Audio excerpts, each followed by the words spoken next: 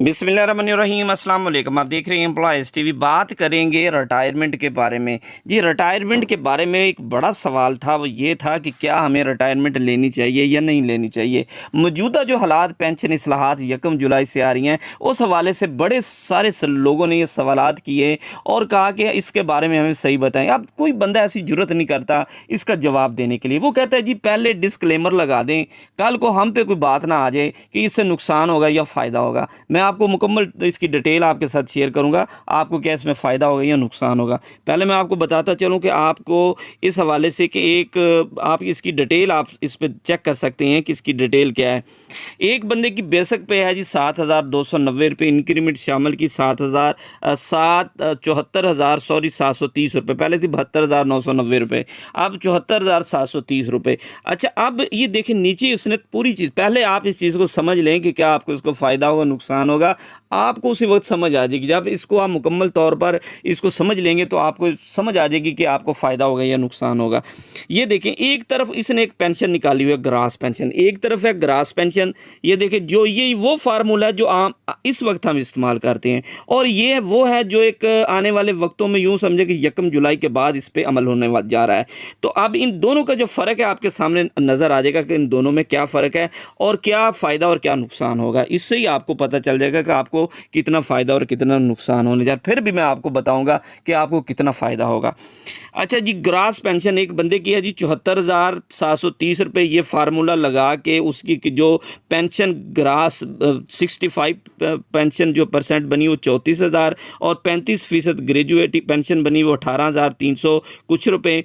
और इस तरीके से जो पूरा इसका फार्मूला लगाने के बाद आप देखो इनकी जो ग्रेजुएटी निकाली गई वो निकाली गई 27,18,183 रुपये। इसकी जो कम्यूट जो पेंशन सॉरी जो थी उसकी निकली आपकी ग्रेजुएटी पूरी।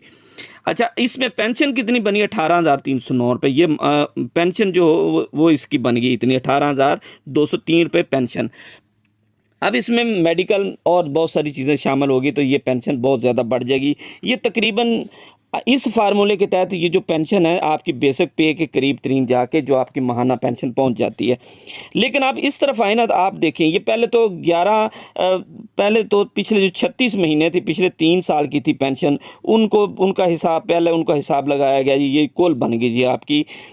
अच्छा, ये पिछले 3 महीनों की जी एवरेज निकाली गई।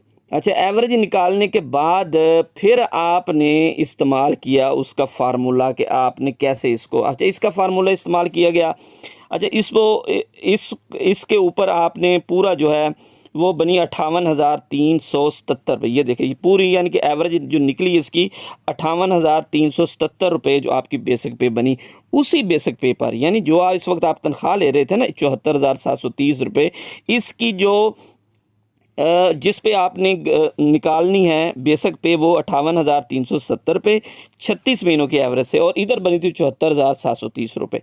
अच्छा, अब इस पे आपने पेंशन फार्मूला लगाया ज़रबे 30 की और 7, और इस तरीके से ये 75% इसका आगे अपना क्या कहते हैं महाना पेंशन के हिसाब से, और 25% जो आपकी ग्रेजुएटी के हिसाब से वो निकली, और ये आपकी पेंशन बनी 10,200 कुछ रुपये, और इधर आपकी पेंशन बनी 18,300 कुछ रुपये। इसमें मेडिकल वगैरह दूसरी चीज़ें शामिल करेंगे तो बहुत ज़्यादा हो जाएगी।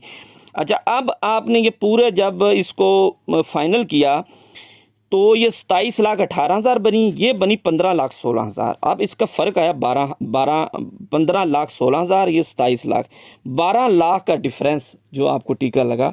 तो इस तरीके से लगता यही है कि ये बहुत बड़ा नुकसान होने जा रहा है।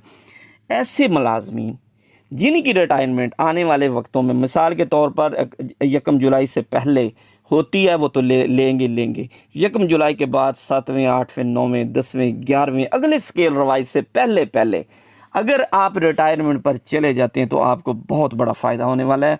अगर आप क्या कहते हैं कि अगर आने वाले यानी अगले साल तक, 1 साल के अंदर तक, अगले स्केल रिवाइज होने से पहले अगर आपकी रिटायरमेंट है इस दौरान, तो उसके लिए बेहतर यह है कि 1 जुलाई से पहले रिटायरमेंट पे चले जाएं, उनके लिए बहुत बड़ा फ़ायदा होगा। हुकूमत अब स्केल तो रिवाइज़ कर ही नहीं सकती, जो हालात बने हुए हैं ना, पेंशन रिवाइज़, ये महंगाई, IMF का दबाव, स्केल रिवाइज़ तो हो ही नहीं सकता।